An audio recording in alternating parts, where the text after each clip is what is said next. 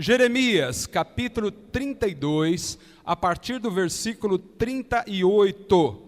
Diz assim a palavra do Senhor: E eles serão o meu povo, e eu serei o seu Deus.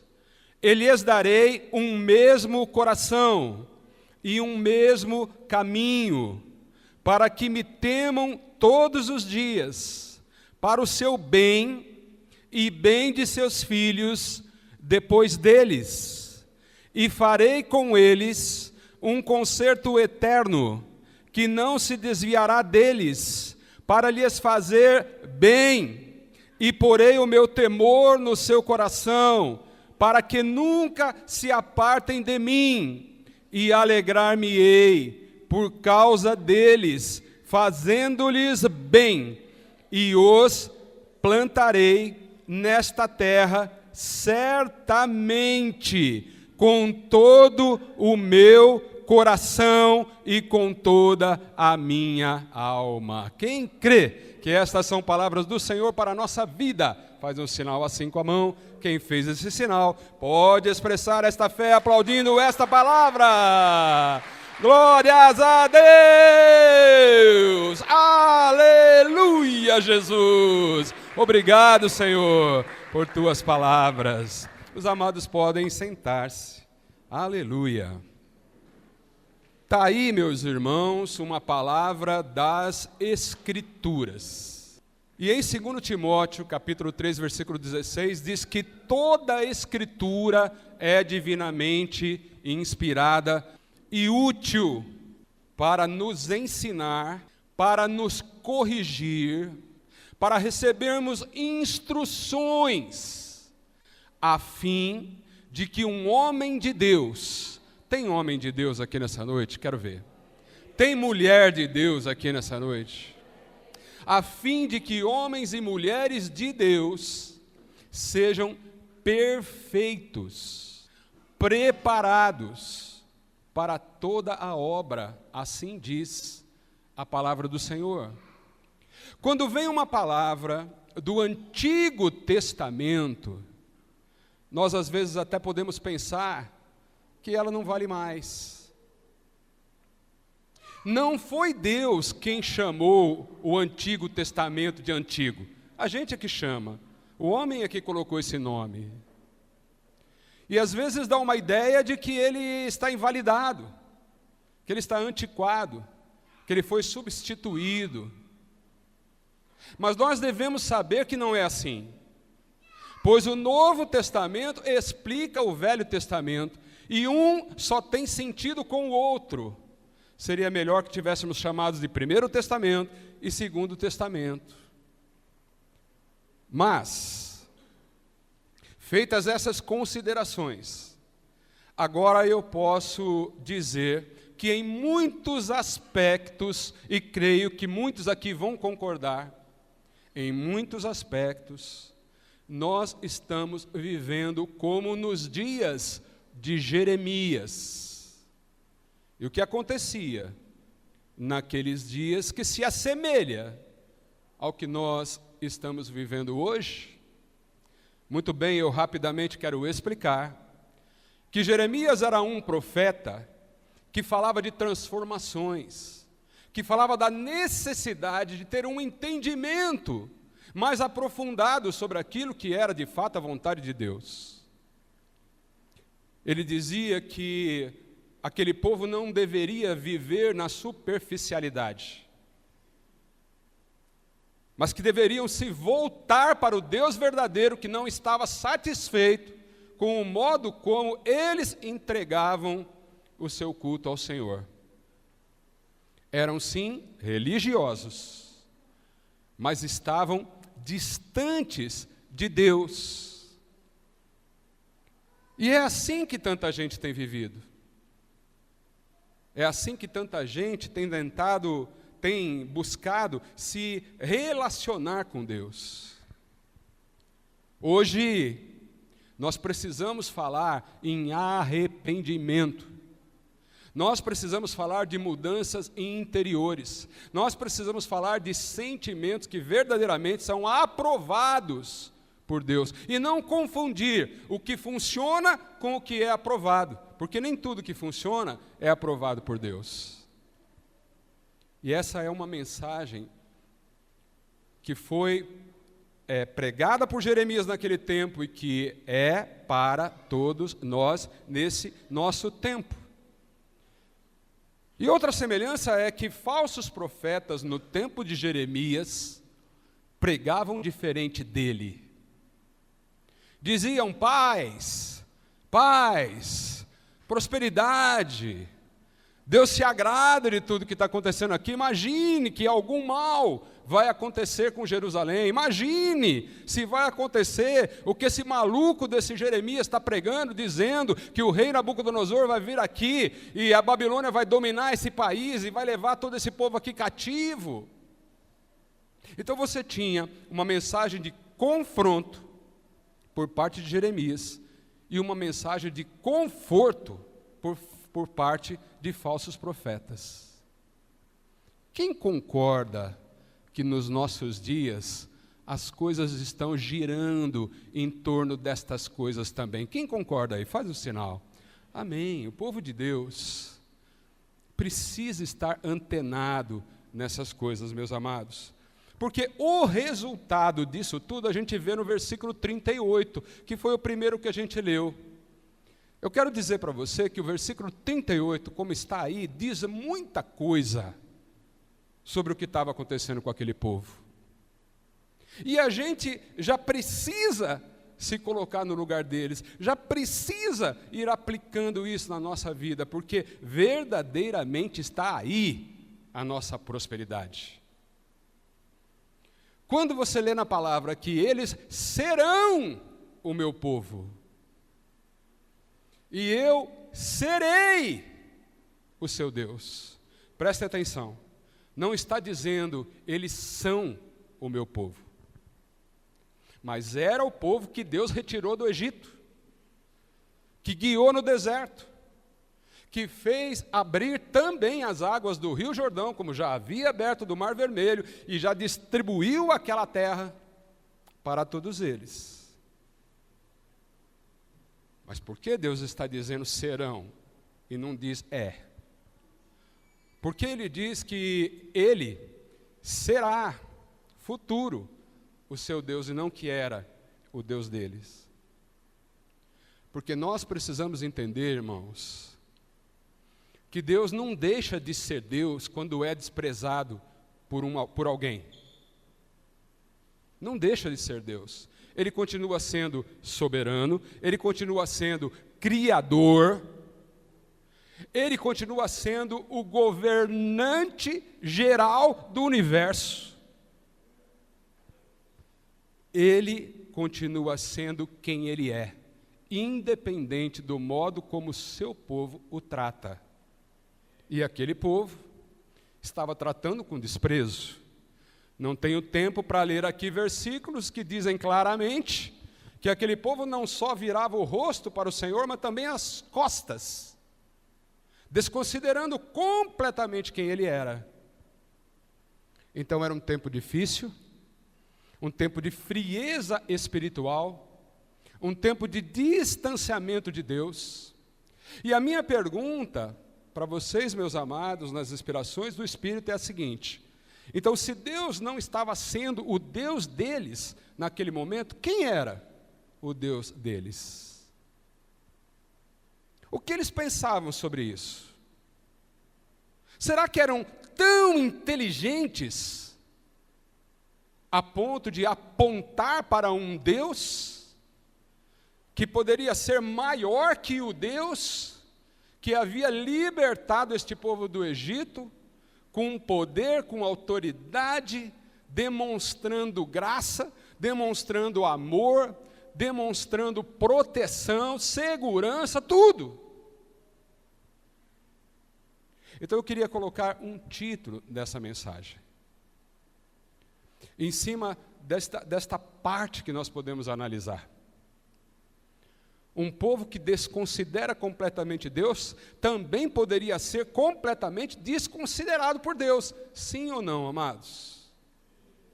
Esse é ou não um sentimento que nós temos em relação às pessoas que nos tratam mal, que nos desprezam, que são ingratos para conosco, que não sabem reconhecer o esforço que nós fazemos para agradar. A gente tem um sentimento quase que automático, e a gente tem que lutar muito contra isso, porque Jesus disse que não pode ser assim. Jesus disse que nós temos que amar os nossos inimigos. Ai, como é difícil. Mas quando a gente vê que esse Deus, apesar de tudo isso, continuava se importando com aquele povo, continuava tendo planos para aquele povo, continuava querendo ser o Deus daquele povo, então a gente vai entender que podemos viver do modo como entendemos que é certo. Nós temos esta possibilidade. Nós temos a possibilidade de ser inteligentes, entre aspas, ao ponto de nós mesmos definirmos como é Deus. O que Ele gosta? O que eu posso fazer, o que eu não posso? Como é que eu tenho que adorar ou como não? Se tenho mesmo que perdoar ou dá para passar batido algumas coisas?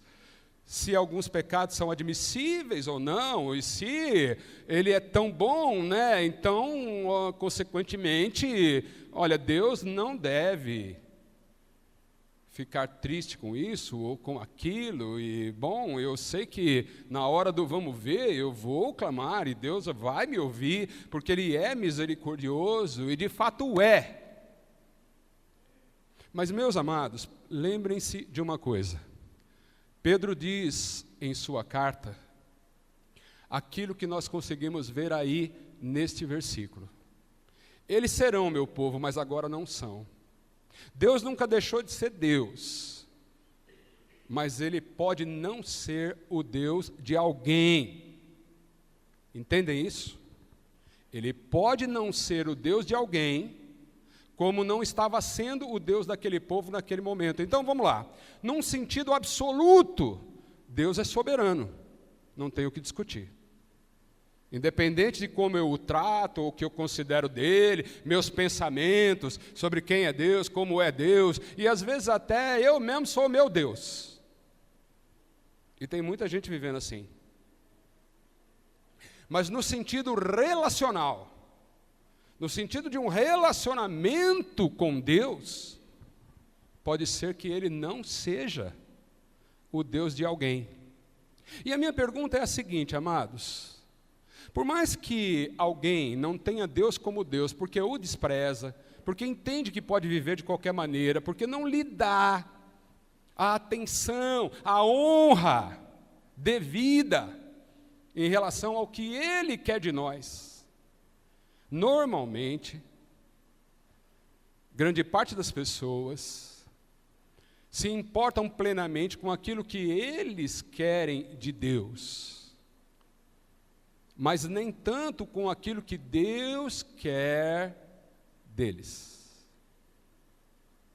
E não pode chegar nos níveis de Israel, não pode chegar neste ponto de Israel. Então a gente tem aqui, meus amados irmãos, algo para ser aplicado em nossa vida. Se o Deus da Bíblia não era o Deus deles, então quem era? Quem é que eles estavam seguindo? Em quem eles estavam acreditando? Eles buscavam ajuda em quem? Quem era apresentado como alguém todo-poderoso ao ponto de acompanhá-los e dar livramento, como já estava na história deles ao longo de toda uma caminhada? Aqui para nós,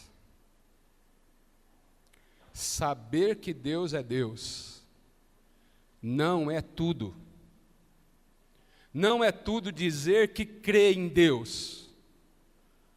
Uai, irmãos, isso é a coisa mais assim, né, para dizer que tem um Deus. Lógico, é só você dar uma olhada por tudo que você vê ao teu redor.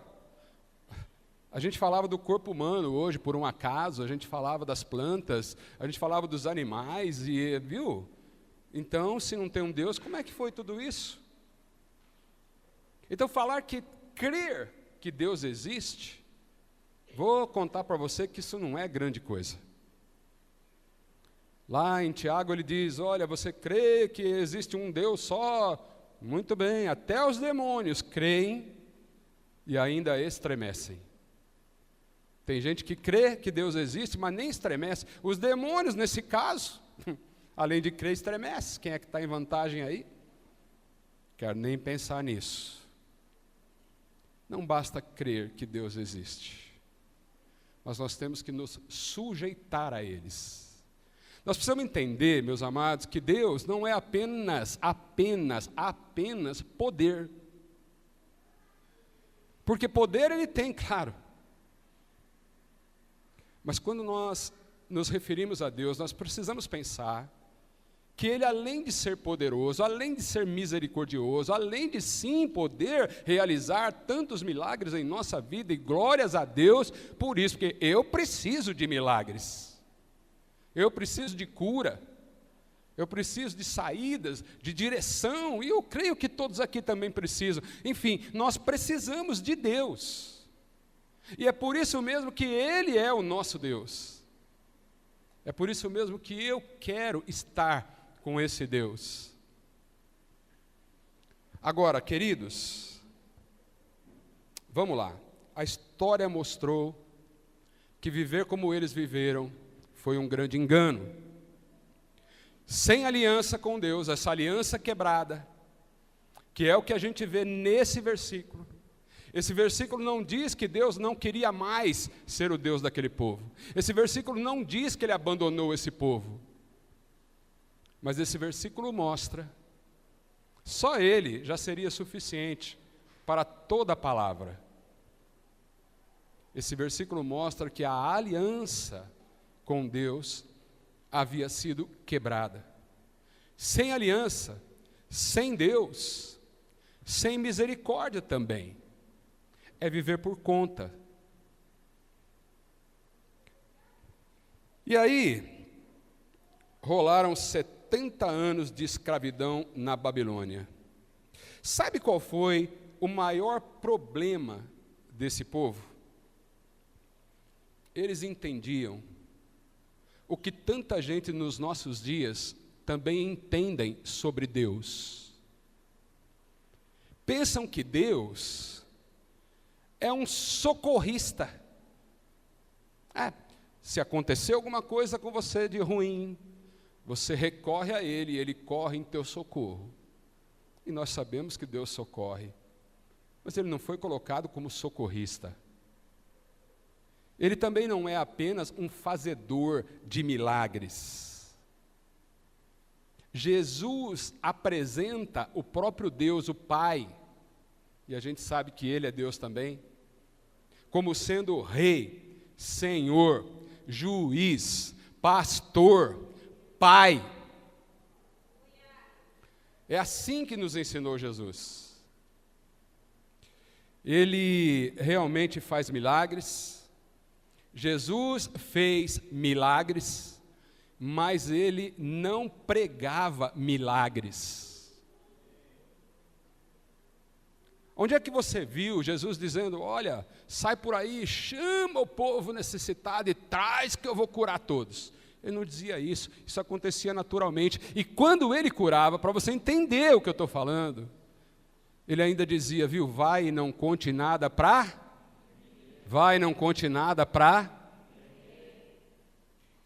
Jesus pregava o reino. Quem está me entendendo, dá um glórias a Deus aí. Jesus pregava o reino. E o que é reino? É um governo, é um poder, é uma autoridade. E não é porque Jesus tomou o nosso lugar na cruz, que nós vamos tomar o lugar de Jesus no reino. Em outras palavras, irmãos, nós não podemos dar ordens para Deus, nós não podemos definir o que Deus vai fazer, porque esse foi o problema daquele povo. Agora, para descontrair, cutuca o irmão do lado e diz, eu não vou fazer isso não, de jeito nenhum. Isso eu não sou besta. Pode falar. Eu não sou, não, deixa. Jesus é o rei, ele é Deus. Quero voltar para a palavra no versículo 39, no seguinte, vê o que diz: e lhes darei um mesmo coração e um mesmo caminho, para que me temam todos os dias, para o seu bem e o bem de seus filhos depois deles. Então, para quem até esse momento da palavra estava pensando assim: meu Deus, que Deus é esse? Que Deus terrível. Olha, quero dizer para você que o Deus terrível, até esse momento, é um Deus que agora está se dispondo a trabalhar na minha vida e na sua também, aleluia. Um Deus que está disposto a desconsiderar tudo o que você fez, não porque Ele esquece, mas porque Ele faz questão de te dar um recomeço, aleluia. É porque a misericórdia desse Deus não tem fim, e ela se renova todas as manhãs, aleluia. É porque Ele diz que dará um mesmo coração, não um coração dividido, não um coração que ora pensa que Ele é Deus e ora pensa que tem outro Deus, ora quer seguir o que Ele fala, ora quer seguir o que você mesmo fala, ora se importa com Ele, ora se importa com o dinheiro, porque este Deus é um Deus que se importa com você, aleluia. E tanto se importava com aquele povo, que ao invés de simplesmente deixar para lá, Deus não te deixa para lá. Vou falar na sua cara, até porque eu é que estou com o microfone, mas se eu tivesse aí, eu ia ouvir isso na cara também. Eu vou falar no caipirês. Nós não merece. Nós não merece. Nós merece, irmãos? Nós não merece. Mas Ele se importa conosco. Ele ainda tem um plano para a tua vida, aleluia. Ele ainda quer ser o seu Deus. Você ainda pode renovar a tua aliança com esse Deus de alianças, este Deus de promessas, aleluia! E como é que é o negócio do coração? O negócio do coração se resume em de dentro para fora, não é de fora para dentro. Não é porque você recebeu um dinheiro a mais, não é porque você recebeu uma promoção, não é porque você pôde comprar uma coisa a mais, não é porque você tem uma roupa de marca, mas sobretudo, porque no teu coração Ele está fazendo algo, e sabe o que Ele faz? Faz o que você não consegue fazer, faz o que eu não consigo fazer, eu não consigo me transformar, eu não consigo ser alguém melhor só porque eu quero, porque eu sou bonzinho, porque eu sou honesto, pago minhas contas e honro a minha mulher. Isso não faz de mim capaz de me auto-transformar. É por isso que eu preciso de algo que só Deus pode fazer por mim. Ele pode dar, eu lhes darei, Ele diz, eu lhes darei, Ele diz, e Ele deu Jesus para mim e para você, porque só através de Jesus eu posso ter um coração transformado, aleluia, não tem outra saída. Não tem outro jeito.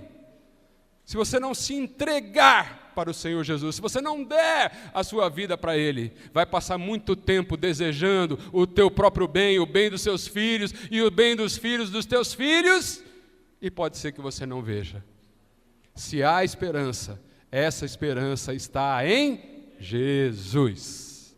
Amém, meus amados? Jesus fez a vontade do Pai e nos ensinou a fazer também. Não podemos ver Deus apenas como alguém que nos atende, mas, sobretudo, meus amados, reconhecê-lo e entregar a nossa vida em suas mãos, verdadeiramente. Por isso é que eu quero te convidar para ficar de pé nessa hora. Por isso é que eu quero dizer abertamente para você,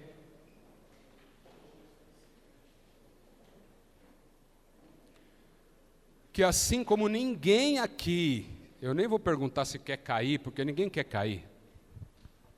ninguém quer entrar pelo caminho daquele povo. Sobretudo, nós queremos viver a nova aliança em Cristo Jesus. Sobretudo, eu tenho certeza que existem corações aqui que desejam se entregar inteiramente ao Senhor, e mesmo que não fizeram até hoje, isso é possível com um gesto de coragem. Isso é possível quando você entende que não dá mais para ser o governante da sua própria vida. Que você não conhece o amanhã. Você já se decepcionou com tantas coisas? Quantas coisas você acreditou que eram boas para você? E passado algum tempo você viu que não eram. Quantas coisas você esperou intensamente, e quando elas chegaram, você entendeu que aquilo não era tudo que você pensava. Quem sabe você está aí, meu irmão em Cristo, pelejando com a tua vida, lutando intensamente com os desafios que você enfrenta em todo o tempo. Não é possível que você passe por esse mundo de aflições, por esse mundo que jaz no maligno e não enfrente provas. Não é possível que você, em algum tempo da tua vida, não se sinta fraco ao ponto de entender que já não dá para você fazer mais nada. Passa um tempo, e você, quando pensou que alguém aqui poderia te ajudar, também com esse tempo que passou entendeu que ele também não podia. Então você precisa lembrar que tem um Deus que se importa com você. Que tem um Deus que conhece teus erros, nossos. Vou falar nossos porque eu tenho que me incluir nisso, claro que sim.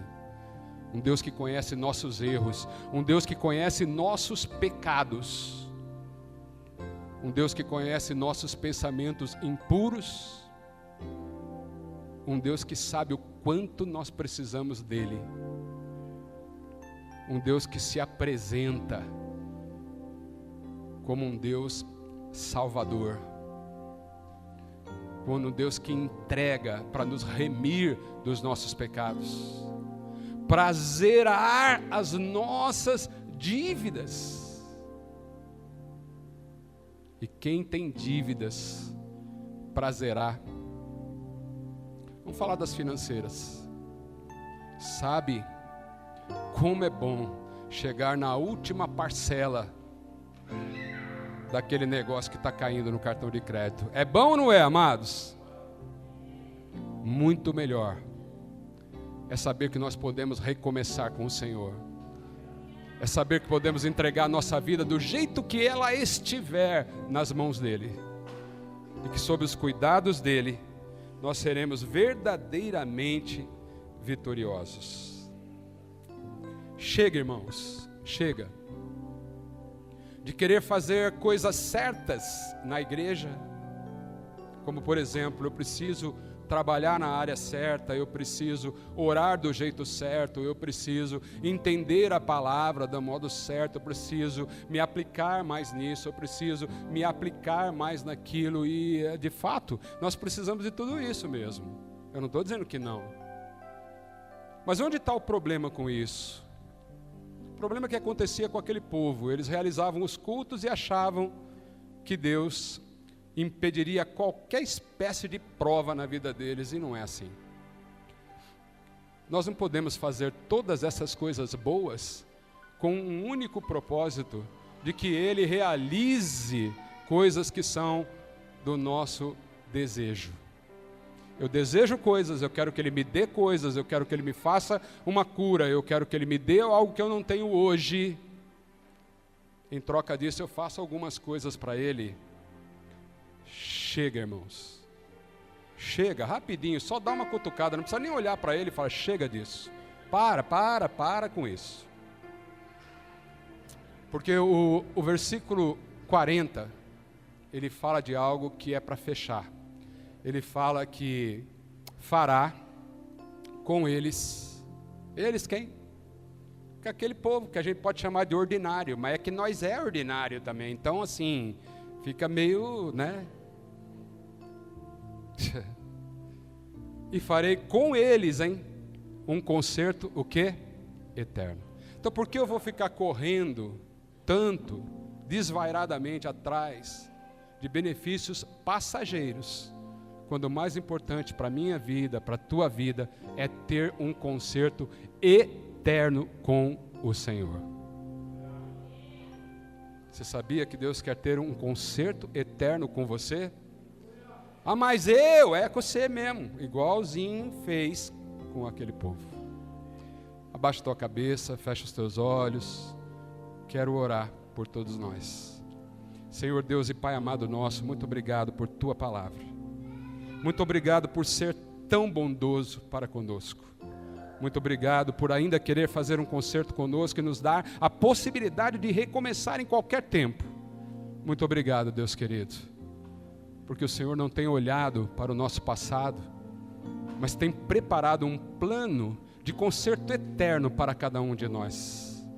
Então somente precisamos entender que o Senhor é Deus e nós somos o teu povo, e não pode haver inversão nisso. Por isso nos ajude, Senhor, em nossas necessidades, em nossas fraquezas, no modo como muitas vezes entendemos as coisas erradas. Pai, nós clamamos por tua misericórdia, pedimos o teu perdão, e que o Senhor seja conosco, como foi com aquele povo, tenha planos para a nossa vida, como sempre teve planos para a vida do povo que o Senhor escolheu. Nós cremos que somos escolhidos porque estamos aqui, e hoje levantamos as nossas mãos ao Senhor, e declaramos perante todo mundo espiritual, para quem quiser ouvir, que o Senhor é o nosso Deus, e que sim, nós nos importamos com o Senhor, porque sabemos que sob qualquer circunstância, mesmo naquelas onde precisamos ser corrigidos, o Senhor se importa conosco. Muito obrigado, que esta palavra fique em nosso coração e nos fortaleça, para a glória do teu nome, em nome do Senhor Jesus, em nome do Senhor Jesus, e toda a igreja, em